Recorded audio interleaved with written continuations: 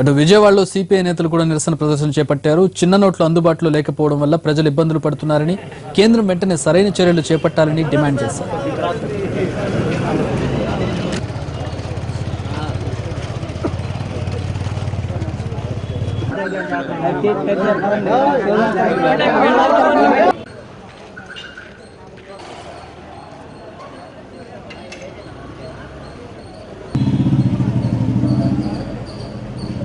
అరికట్టబడుతుందా? మరి గతంలో కూడా ఈ రకంగా నోట్లు రద్దు చేశారు కదా.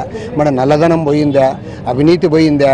అవినీతి పెరిగింది, నల్లధనం పెరిగింది. కాబట్టి అప్పుడే నోట్ల రద్దు వల్ల, ఈ ఒక్క అంశం వల్ల మాత్రమే, ఈ ఒక్క చర్య వల్ల మాత్రమే ఇవాళ బ్లాక్ మనీ అనేది పోదు, అవినీతి అనేది పోదు.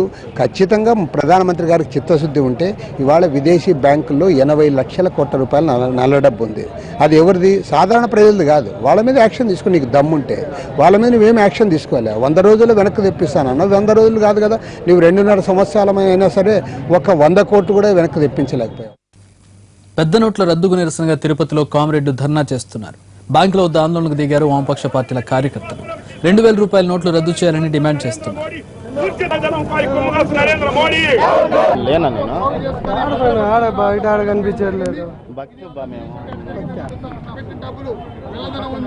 గవర్నమెంట్ ఎలివేషన్ ప్రకారం 1 ఎకరా భూమి 2.5 లక్షలు అయితే ఎక్కడ ఉంది డబ్బు? అది కాబట్టి స్థిరాస్తులపై ఉన్నటువంటి బయటికి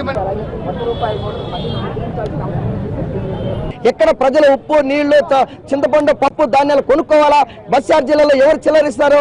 కాబట్టి మొత్తాన్ని ఈ నెల 28వ తేదీ రాత్రినే పేద మధ్య తరగతి ప్రజలపైన ఆర్థికంగా దాడి చేసి ప్రజల్ని అతలాకుతలం చేసినటువంటి నరేంద్ర మోడీకి ప్రజలు తగిన గుణపాఠం చెప్తారని కూడా ఈ సందర్భంగా హెచ్చరిక చేస్తా ఉన్నాం. 2000 నోటు ప్రయోజనకరంగా లేదు. ఈవేళ 100 రూపాయల నోటే ప్రయోజనకరంగా కనిపిస్తా ఉంది. ప్రజలందరి కళ్ళల్లో కూడా 100 రూపాయల నోటు కావాలని ఆశిస్తా ఉన్నారు. అందుకోసమే ఎండ వాన రాత్రి పగలనకుండా ఇక్కడ బ్యాంకుల కాడ, ఏటీఎంల కాడ